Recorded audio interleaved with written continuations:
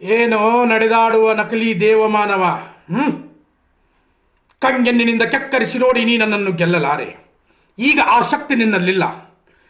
ಪರಮ ಪವಿತ್ರಳಾದ ಸೌಜನ್ಯಳನ್ನ ಕೊಂದ ಮರುಕ್ಷಣವೇ ನಿನ್ನ ಪುಣ್ಯವೆಲ್ಲ ಉರಿದು ಹೋಗಿ ಪಾಪದ ಮೂಟೆ ನಿನ್ನ ಹೆಗಲ ಹೊತ್ತಿದೆ.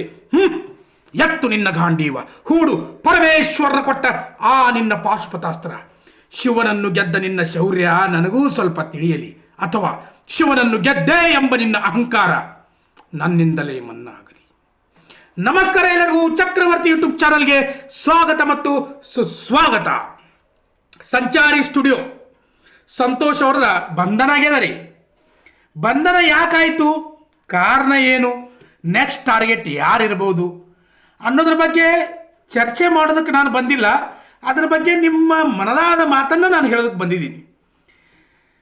ಸೌಜನ್ಯ ಅಂತಕ್ಕಂಥ ಹೆಣ್ಣು ಮಗಳು, ಅವಳ ಮೇಲೆ ಅತ್ಯಾಚಾರ ಆಗಿ 14 ವರ್ಷಗಳು ಕಳೆದೋದು. ಇವತ್ತಿಯೂ ಕೂಡ ಯಾವೊಬ್ಬ ರಾಜಕೀಯ ನಾಯಕನು ಕೂಡ ಅವಳಿಗೆ ನ್ಯಾಯವನ್ನು ಕೊಡಿಸೋದಕ್ಕೆ ಮುಂದೆ ಬರಲಿಲ್ಲ. ಯಾವ ಧರ್ಮ ರಕ್ಷಕರು ಅಂತಂದು ಹೇಳ್ತಾರಲ್ಲ, ಅವರು ಕೂಡ ಯಾರೂ ಬರಲಿಲ್ಲ. SIT ಅವ್ರ ಕೆಲಸ ಅವ್ರು ಮಾಡ್ತಾ ಇದ್ದಾರೆ. ಈ ಕಡೆ ಸೌಜನ್ಯಳ ಪರವಾಗಿ ಹೋರಾಟ ಮಾಡ್ತಕ್ಕಂಥ ಚಿಕ್ಕ ಚಿಕ್ಕ ಹೋರಾಟಗಾರರನ್ನು ಅವರಿಗೆ ನೋಟಿಸ್ ಕಳಿಸಿ, ಅವರಿಗೆ ಜೀವ ಬೆದರಿಕೆ ಹಾಕಿ, ಅವರ ಮೇಲೆ ಹಲ್ಲೆ ಮಾಡಿ ಅವರನ್ನು ಜೈಲಿಗೆ ಕಳಿಸ್ತಕ್ಕಂಥ ಷಡ್ಯಂತ್ರ ಈ ನಕಲಿ ದೇವಮಾನವ ಆ್ಯಂಡ್ ಗ್ಯಾಂಗ್ ಇದು ನಡೆದದ. ನಡೀಲಿ, ಎಷ್ಟು ದಿನ ನಡೀತದ? ಕರ್ಮ ರಿಟರ್ನ್ಸ್ ಎಷ್ಟು ದಿನ ನಡೀತದ? ಹಾಗಾದರೆ ಸಂಚಾರಿ ಸ್ಟುಡಿಯೋ ಯಾಕೆ ಬಂಧನ ಆಯಿತು, ಏನು ಕಾರಣ ಅನ್ನೋದನ್ನು ಹೇಳ್ತಾ ಹೋದಾಗ, ಸಂಚಾರಿ ಸ್ಟುಡಿಯೋ ಈ ವ್ಯಕ್ತಿ ಧರ್ಮಸ್ಥಳದ ಕಾಳಾದಂಧೆ ಅಂತ ಕರೀತಾರಲ್ಲ, ಅಂದ್ರೆ ಕಪ್ಪು ಹಣದ ದಂಧೆ ಅಂತ ಕರೀತಾರ, ಬಡ್ಡಿ ದಂಧೆ ಅಂತ ಕರೀತಾರ, ಧರ್ಮಸ್ಥಳದ ಗ್ರಾಮಾಭಿವೃದ್ಧಿ ಅಂತ ಕರೀತಾರಲ್ಲ, ಅದು ಧರ್ಮಸ್ಥಳದ ಗ್ರಾಮಾಭಿವೃದ್ಧಿ ಯೋಜನೆ ಅಲ್ಲ, ಅದು ಯೋಜನೆ ಬೇರೆನದ ರೀ. ಇಡೀ ಕರ್ನಾಟಕ ರಾಜ್ಯವನ್ನು ಸಾಲದ ಸುಳಿಯಲ್ಲಿ ಸಿಲುಕಿ ಬಡತನದಲ್ಲಿ ಶಿಕ್ಷಣವನ್ನು ಪಡಿಬೇಕಾಗಿರ್ತಕ್ಕಂಥ ಮಕ್ಕಳು ಇವತ್ತು ಬಾಲ ಕಾರ್ಮಿಕರಾಗಿ ದುಡಿದು ಈ ಧರ್ಮಸ್ಥಳದ ಬಡ್ಡಿ ಸಂಘದ ಸಾಲವನ್ನು ತುಂಬತಕ್ಕಂಥ ಪರಿಸ್ಥಿತಿ ನಮ್ಮ ರಾಜ್ಯದಲ್ಲಿ ನಿರ್ಮಾಣ ಆಗ್ಯದ. ಅಂದ್ರೆ ಇದಕ್ಕೆ ನಾನು ಏನು ಉತ್ತರ ಕೊಡಬೇಕು, ಏನು ಹೇಳಬೇಕು ಅನ್ನೋದು ಒಂದೆರಡು ಮಾತು ನನಗೆ ಸಾಲ್ತಾ ಇಲ್ಲ. ಎಷ್ಟೋ ಹೆಣ್ಣು ಮಕ್ಕಳು ಗಂಡನನ್ನು ಕಳ್ಕೊಂಡ್ರು, ಎಷ್ಟೋ ಮಕ್ಕಳು ತಾಯಿಯನ್ನು ತಂದೆಯನ್ನು ಕಳ್ಕೊಂಡು ಅನಾಥರಾದರು. ಆದರೂ ಕೂಡ ಈ ಬಡ್ಡಿ ದಂಧೆಗೆ ಕಡಿವಾಣ ಹಾಕ್ತಕ್ಕಂಥವ್ರು ಯಾರೂ ಕೂಡ ಮುಂದೆ ಬರ್ತಾ ಇಲ್ಲ. ಈ ಸಂಚಾರಿ ಸ್ಟುಡಿಯೋ ಸಂತೋಷ್ ಈ ವ್ಯಕ್ತಿ ಈ ಬಡ್ಡಿ ದಂಧೆ ವಿರುದ್ಧ ಅದು ಸ್ಟಿಂಗ್ ಆಪರೇಷನ್ ಅಂತ ಕರೀತಾರಲ್ರಿ, ಸ್ಟಿಂಗ್ ಆಪರೇಷನ್, ನಿಜವಾದ ಸ್ಟಿಂಗ್ ಆಪರೇಷನ್ ಅನ್ನು ಮಾಡಿದ್ರು.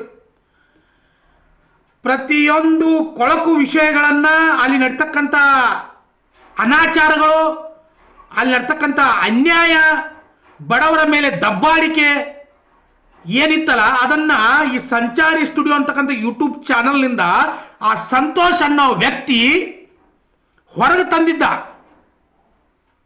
ಆ ವ್ಯಕ್ತಿ ಬಡತನದಿಂದ ಎದ್ದು ಬಂದಿರತಕ್ಕಂಥ ವ್ಯಕ್ತಿನೇ. ಅವನು ಬಡತನದಿಂದಲೇ ಎದ್ದು ಬರಲಿ, ಶ್ರೀಮಂತರೇ ಇರಲಿ, ದುನಿಯಾ ಇರಲಿ, ಆದ್ರೆ ನ್ಯಾಯದ ಪರವಾಗಿ ಹೋರಾಟ ಮಾಡ್ತಕ್ಕಂಥ ವ್ಯಕ್ತಿ, ಅನ್ಯಾಯದ ವಿರುದ್ಧವಿರ್ತಕ್ಕಂಥ ವ್ಯಕ್ತಿ ಸಂಚಾರಿ ಸ್ಟುಡಿಯೋ ಸಂತೋಷ್. ಅವನನ್ನ ಬಂಧನ ಮಾಡ್ಯಾರ್ರಿ. ಯಾಕಂದ್ರ ಇವ್ರ ಮುಕ್ಕುಳ್ಯಾಗಿನ ಗೆರೆಗಳನ್ನ ಎನಿಸಿದಲ್ಲ ಅವನು, ಅದಕ್ಕೇನಪ್ಪ ಅಂದ್ರೆ ಇವರಿಗೆ ಮುಕ್ಕುಳ್ಯಾಗ ಮುಳುವಾದಿ ಆಗಿಬಿಟ್ಟದ ರೀ. ಅದಕ್ಕಾಗಿ ಆ ವ್ಯಕ್ತಿಯನ್ನ ಬಂಧನ ಮಾಡಿದರು. ಹೌದು ನೋಡ್ರಿ, ಆ ಬಂಧನ ಮಾಡ್ಯಾರ. ಬಂಧನ ಮಾಡಿದ ತಕ್ಷಣ ಕೆಲವೊಂದಿಂದು ಇನ್ಸ್ಟಾಗ್ರಾಮ್, ಫೇಸ್ಬುಕ್ ಇವನ್ ಯಾವ ನಾವು ಯೂಸ್ ಮಾಡಂಗಿಲ್ಲ ಬಿಡ್ರಿ, ಆದ್ರೂ ನೋಡ್ತಾ ಇರ್ತೀವ್ರಿ, ಮಜಾ ಬರ್ತದ್ರಿ. ಅಲ್ಲಿ ಏನು ಬಂದದಂದ್ರೆ, ಸಂಚಾರಿ ಸ್ಟುಡಿಯೋ ಸಂತೋಷ್ ಧರ್ಮಸ್ಥಳದ ಬಡ್ಡಿ ಹಣವನ್ನು ಸಾಲವನ್ನು ಪಡೆದು ಸಾಲವನ್ನು ತುಂಬಲಿಲ್ಲ. ಅದಕ್ಕಾಗಿ ಅವನನ್ನು ಸುಪ್ರೀಂ ಕೋರ್ಟ್ದಿಂದ ಅವನಿಗೆ ಆದೇಶ ಬಂತು, ಅವನನ್ನು ಬಂಧನ ಮಾಡ್ಯಾರ ಅಂತ ತಿಳ್ಕೊಂಡ ಅವನನ್ನು ಜೈಲಿಗೆ ಹಾಕಿದಾರ. ಇದೇ ಪರಿಸ್ಥಿತಿ ನಿಮ್ಮೆಲ್ಲರಿಗೂ ಕೂಡ ಬರ್ತದೆ ಅಂತ ತಿಳ್ಕೊಂಡ ಭಯವನ್ನು ಹುಟ್ಟಿಸಿ ಆದಷ್ಟು ಬೇಗ ಬೇಗ ಬಡ್ಡಿ ಮತ್ತು ಸಾಲವನ್ನು ತುಂಬ್ರೆ ತಂದ ಇನ್ಸ್ಟಾಗ್ರಾಮ್ದಾಗ ವಿಡಿಯೋ ಹಾಕಾಗದಾರ್ರಿ ಫೇಕ್ ಅಕೌಂಟ್ದಿಂದ. ಇದನ್ನು ನೋಡಿ ನಮಗೆ ಹಿಂದಿಂದ ಉರಿಯಾಕಾಯ್ತು. ಸಂಚಾರಿ ಸ್ಟುಡಿಯೋ ಜೈಲಿಗೆ ಹೋಗಿದ್ದ ಬೇರೆ ಕಾರಣಕ್ಕೆ, ಇವರು ಅದ್ರ ಲಾಭ ತಗೊಂಡ ಜನರಿಗೆ ಭಯವನ್ನು ಹುಟ್ಟಿಸಿ ಬಡ್ಡಿ ದಂಧೆಯನ್ನು ಜೋರಾಗಿ ನಡೆಸ್ತಕ್ಕಂಥ ಕೆಲಸವನ್ನು ಮಾಡ್ತಾ ಇದ್ದಾರಲ್ರಿ. ಹಾಗಾದರೆ ಇದ್ರ ಹಿಂದೆ ಕೇವಲ ಒಬ್ಬನೇ ವ್ಯಕ್ತಿ ಇರೋದಕ್ಕೆ ಸಾಧ್ಯ ಇಲ್ಲ. ಇದರ ಹಿಂದೆ ಅನೇಕ ರಾಜಕೀಯ ನಾಯಕರ ಕೈವಾಡ ಕೂಡ ಇರ್ತದ ರೀ. ಅದು ಬಯಲಿಗೆ ಬರಂಗಿಲ್ಲ ಅಷ್ಟೇ. ಯಾಕಂದ್ರೆ ಹೋಗಿರ್ತಕ್ಕಂಥವನು ಒಬ್ಬ ಸಣ್ಣ ಹೋರಾಟಗಾರ ಅಂತ ತಿಳ್ಕೊಂಡಿದ್ದಾರೆ. ಬಟ್ ಅವನು ಸಣ್ಣ ಹೋರಾಟಗಾರ ಅಲ್ಲ. ಸಂಚಾರಿ ಸ್ಟುಡಿಯೋದ ಸಂತೋಷ್ ಒಬ್ಬ ಪ್ರಾಮಾಣಿಕ ಹೋರಾಟಗಾರರೇ. ಅವನು ಪ್ರಾಮಾಣಿಕ ಹೋರಾಟಗಾರ. ಸೌಜನ್ಯಳ ಪರವಾಗಿ ಹಗಲು ರಾತ್ರಿ ನಿಂತ ಅವನ ಮೇಲೆ ದಾಳಿ ಆದರೂ ಕೂಡ, ಅವನನ್ನು ಹೊಡೆದ್ರು ಬಡೆದ್ರು ಆದರೂ ಕೂಡ ಎದೆಗುಂದದೆ ಪ್ರತಿಯೊಂದನ್ನು ವಿಡಿಯೋ ಮಾಡಿ ಇಡೀ ಕರ್ನಾಟಕ ಜನರಿಗೆ ತೋರಿಸ್ತಕ್ಕಂಥ ಕೆಲಸ ಮಾಡಿದ್ರಿ. ಯಾರ್ಯಾರು ಧರ್ಮಸ್ಥಳ ಸಂಘದಿಂದ ಅನ್ಯಾಯವನ್ನು ಅನುಭವಿಸಿದಾರಲ್ಲ ಅವರವರ ಮನೆಗೆ ತೆರಳಿ ಈ ಅನ್ಯಾಯವನ್ನು ಖಂಡನೆ ಮಾಡಿರ್ತಕ್ಕಂಥ ವ್ಯಕ್ತಿ ಸಂಚಾರಿ ಸ್ಟುಡಿಯೋ ಸಂತೋಷ್. ಆದರೆ ಇವತ್ತು ನ್ಯಾಯಾಂಗ ಬಂಧನಕ್ಕೆ ಹೋಗಿದ್ದಾರೆ. ನ್ಯಾಯಾಂಗಕ್ಕೆ ತಲೆ ಬಾಗೋಣ, ಬೇಡತನಲ್ಲ ಬಾಗೋಣ. ಆದರೆ ಹಾಗದ ತಿಳ್ಕೊಂಡ ಸೌಜನ್ಯ ಹೋರಾಟದ ಹಿಂದೆ ಭಯಪಟ್ಟು ಅಂಜಿ ಚೆಡ್ಡಾಗಿ ಎತ್ಕೊಂಡ ಹಿಂದೆ ಏನಾದರೂ ನಾವು ಹೋಗ್ತೇವೆ ಅನ್ನೋದು ನಿಮ್ಮ ಕಲ್ಪನೆ ಏನಾದರೂ ಇದ್ರೆ ಅದನ್ನು ಮೊದಲು ತಲೆಯಾಗಿಂದ ತೆಗೆದು ಹಾಕಬೇಕು. ಇವರೆಲ್ಲರೂ ಕೂಡ ನಿಮ್ಮ ಬಡ್ಡಿ ದಂಧೆಯನ್ನು ನಡೆಸ್ತಾ ಇದ್ದೀರಲ್ಲ, ನಡೆಸ್ರಿ. ಅದನ್ನು ಇಡೀ ಕರ್ನಾಟಕ ಜನತೆಗೆ ಒಂದೇ ಮಾತ್ರ ಸಾಲ ತಗೊಂಡಿದ್ದೀರಲ್ಲ, ಅಲ್ಲಿ ತಗೊಂಡಿರೋದಲ್ಲ, ಒಂದನ್ನು ಫಾಲೋ ಮಾಡ್ರಿ. ನಾ ಹೇಳ್ತಿರಲ್ಲ ಅದನ್ನು ಫಾಲೋ ಮಾಡ್ರಿ. ಸಾಲಗಾರನು ಬಂದು ಮನೆಯ ಮುಂದೆ ನಿಂತು ಸ್ವಾನನಂತೆ ಬೊಗಳುತ್ತಿರುವಾಗ ಸ್ವಾಮಿಯಂತೆ ಆಶೀರ್ವಾದ ಮಾಡಿದನು. ಅವ್ರು ಬರ್ತಾರ, ಸಂಘದವರು ನಾಯಿ ಥರ ಬೊಗಳ್ತಾರ, ನೀವು ಸ್ವಾಮಿಯಂತೆ ಆಶೀರ್ವಾದ ಮಾಡಬೇಕೇ, ಕೊಡಂಗಿಲ್ಲ ಹೋಗಲೇ ಬದ್ಮಾಶ್. ಹಿಂಗೆ ಹೇಳಿಬಿಡ್ರಿ ನೀವು. ಹೋಗ್ತಾರ ಅವರು, ತಲೆ ಕೆಡ್ಸ್ಕೊಳಕ್ ಹೋಗ್ಬೇಡ್ರಿ. ಸಂಚಾರಿ ಸ್ಟುಡಿಯೋ ಸಂತೋಷ್, ನೀ ಏನು ಚಿಂತೆ ಮಾಡೋ ಅವಶ್ಯಕತೆ ಇಲ್ಲ. ಅರ್ಥ ಆಯ್ತಲ್ಲ? ಒಟ್ಟ ಚಿಂತೆ ಮಾಡಕ್ ಹೋಗ್ಬೇಡ. ನೀನು ಜೈಲಿಗೆ ಹೋಗಿದ್ದೆ ಅದಕ್ಕೆ, ಒಂದು ಹೆಣ್ಣಿನ ಪರವಾಗಿ ಹೋರಾಟ ಮಾಡಿದ್ದಕ್ಕೆ. ನೀನು ಜೈಲಿಗೆ ಹೋಗಿದ್ದೆ ಅದಕ್ಕೂ ಸಾಮಾಜಿಕ ಕಳಕಳಿ, ಎಷ್ಟೋ ತಂದೆ ತಾಯಿನ ಕಳ್ಕೊಳ್ತಕ್ಕಂಥ ಮಕ್ಕಳನ್ನು ಕಾಪಾಡೋದಕ್ಕೆ ಹೋಗಿದ್ದಿ. ಗಂಡನನ್ನು ಕಳ್ಕೊಂಡು ವಿಧಿ ಆಗ್ತಕ್ಕಂಥ ಹೆಣ್ಮಕ್ಕಳನ್ನ ಕಾಪಾಡಕ್ಕೆ ಹೋಗಿದ್ದಿ. ಒಂದು ಹೊತ್ತಿನ ಊಟಕ್ಕಾಗಿ ಪರದಾಡಿ ಧರ್ಮಸ್ಥಳದ ಬಡ್ಡಿ ಸಾಲವನ್ನು ತುಂಬತಕ್ಕಂಥ ಕುಟುಂಬಗಳಿಗೆ ಆಶ್ರಯವಾಗಿ ನಿಲ್ಲೋದಕ್ಕೆ ನೀನು ಹೋಗಿದ್ದಿ. ಎಷ್ಟೋ ಕುಟುಂಬಗಳನ್ನ ರಕ್ಷಣೆ ಮಾಡೋದಕ್ಕೆ ನೀನು ಹೋಗಿದ್ದಿ.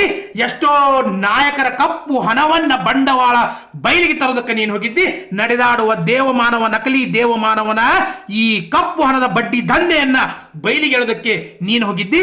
ನಿನ್ನ ಮೇಲೆ ಷಡ್ಯಂತ್ರವನ್ನ ಮಾಡಿ ನಿನ್ನನ್ನು ಜೈಲಿಗೆ ಹಾಕಿದಾರ. ಆ ಮಂಜುನಾಥ ಸ್ವಾಮಿ, ಆ ಅಣ್ಣಪ್ಪ ಸ್ವಾಮಿ ಯಾವತ್ತೂ ಕೂಡ ಸೌಜನ್ಯ ಪರ ಹೋರಾಟಗಾರ, ನ್ಯಾಯದ ಪರ ಹೋರಾಟಗಾರ ಇರತಕ್ಕಂಥ ವ್ಯಕ್ತಿಗಳ ಹಿಂದೆ ಅದಾನ ಸಂತೋಷ್. ನೀನು ಚಿಂತೆ ಮಾಡೋದಕ್ಕೆ ಹೋಗ್ಬೇಡ. ನಾನು ನಿನಗೆ ಬಂದು ಭೇಟಿ ಆಗ್ತೀನಿ. 101% ನಾನು ನಿನಗೆ ಬಂದು ಭೇಟಿ ಆಗ್ತೀನಿ. ಹಾಗೆ ಆಗ್ತೀನಿ ನಾನು. ನೀನು ಚಿಂತೆ ಮಾಡೋದಕ್ಕೆ ಹೋಗ್ಬೇಡ. ಇಡೀ ಕರ್ನಾಟಕ ಜನತೆ ನಿನ್ನ ಹಿಂದೆ ಅದ. ಇವರೆಲ್ಲ ಏನು ಮಾಡ್ಯಾರಪ್ಪ ಅಂದ್ರೆ, ನಾನಾರು ಕಶಪ ಬ್ರಹ್ಮನ ಮಗ, ಗರ್ಭ ಸಂಜಾತ ಅಂದ್ರೆ ಸರ್ವಾಧಿಕಾರಿ ಆಡಳಿತವನ್ನು ನಡೆಸಾಕದಾರ್ರಿ ಇವರು. ಧರ್ಮಸ್ಥಳದಲ್ಲಿ ಸರ್ವಾಧಿಕಾರಿ ಆಡಳಿತವನ್ನು ನಡೆಸೋದು. ಹಾಗಾದ್ರೆ who is next target? Next target ಯಾರು? ಇಡೀ ಕರ್ನಾಟಕ ಜನತೆ ನೋಡಬೇಕು, ಕೇಳಬೇಕು. ಇವರ ಕರ್ಮ, ಇವರ ಧರ್ಮ, ಈ ನಾನು ಹಿಂದೂ ಧರ್ಮವನ್ನು ಇಟ್ಕೊಂಡು ಬಿಸ್ನೆಸ್ ಮಾಡ್ತಕ್ಕಂಥ ಜನಗಳದ ತಿಳ್ಕೊಳ್ಬೇಕ್ರಿ ನೀವೆಲ್ಲ. ನಿಮ್ಗೆಲ್ರಿಗೂ ಅರ್ಥ ಆಗಬೇಕು, ನಿಮ್ಗೆಲ್ರಿಗೂ ನಾಚಿಕೆ ಬರಬೇಕು. ಹೋರಾಟಕ್ಕೆ ಇಳಿಯೋಣ, ಸೌಜನ್ಯ ತಾಯಿಗೆ ನ್ಯಾಯವನ್ನು ಕೊಡಿಸೋಣ, ಬಡ್ಡಿ ದಂಧೆಯನ್ನು, ಧರ್ಮಸ್ಥಳ ಗ್ರಾಮಾಭಿವೃದ್ಧಿ ಯೋಜನೆಯನ್ನ ಮುಚ್ಚೋಣ ನಾವೆಲ್ಲರೂ ಕೂಡ. ಮತ್ತೆ ಬರ್ತೀನಿ ರೀ. ಜೈ ಹಿಂದ್, ಜೈ ಕರ್ನಾಟಕ ಮಾತೆ.